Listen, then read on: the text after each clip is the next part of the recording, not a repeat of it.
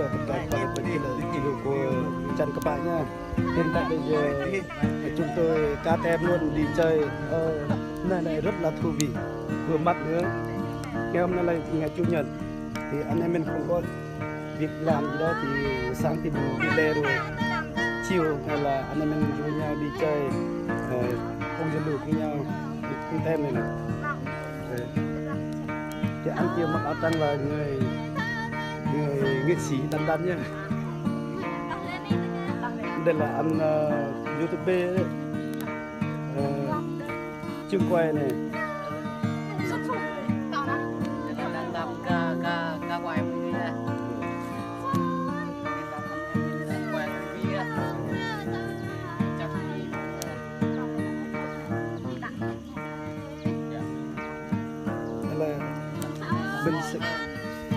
Mình sẽ quay cho hậu trường nha để mọi người xem tem chúng tôi nha.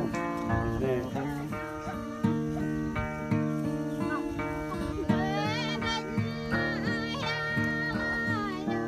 Chắc lâu lắm nhỉ. Chắc hơn mấy tiếng nữa bộ tập xuống đi cho nó nhanh chín.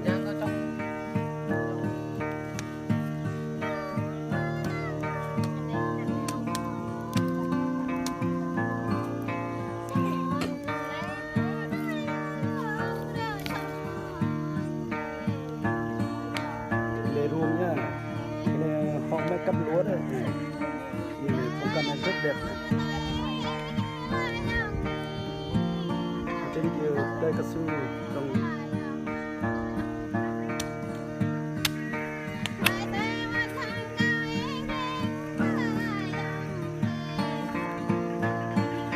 Đây là anh đạo diễn chương trình quay phim này.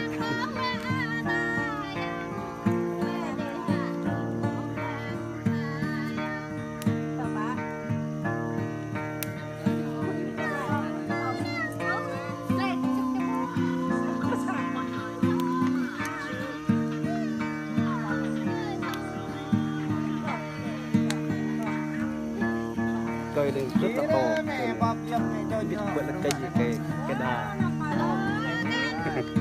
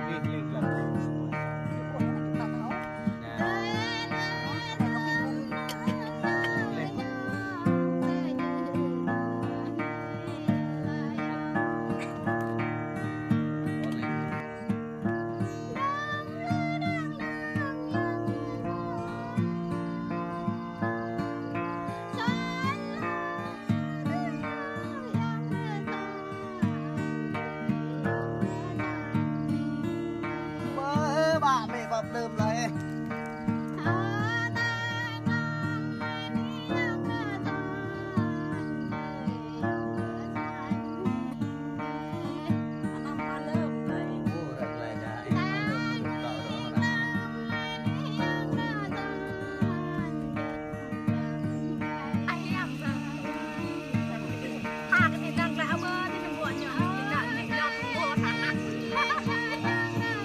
Bữa xe ấy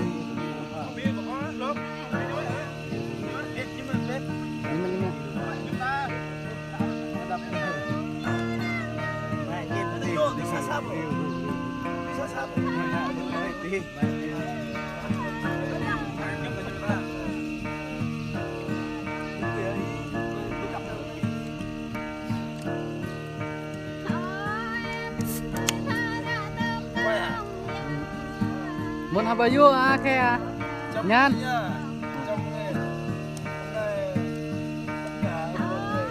tem của chăn các bạn nhá.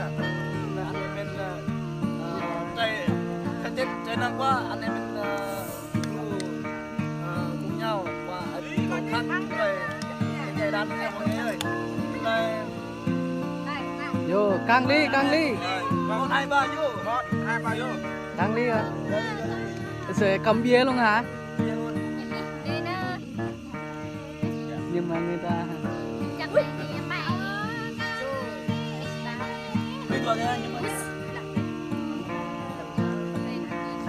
đó tao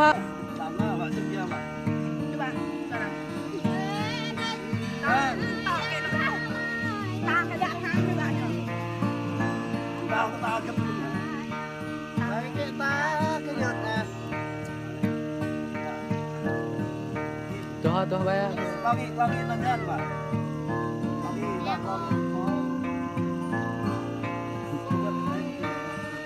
hội cho bình ta nhé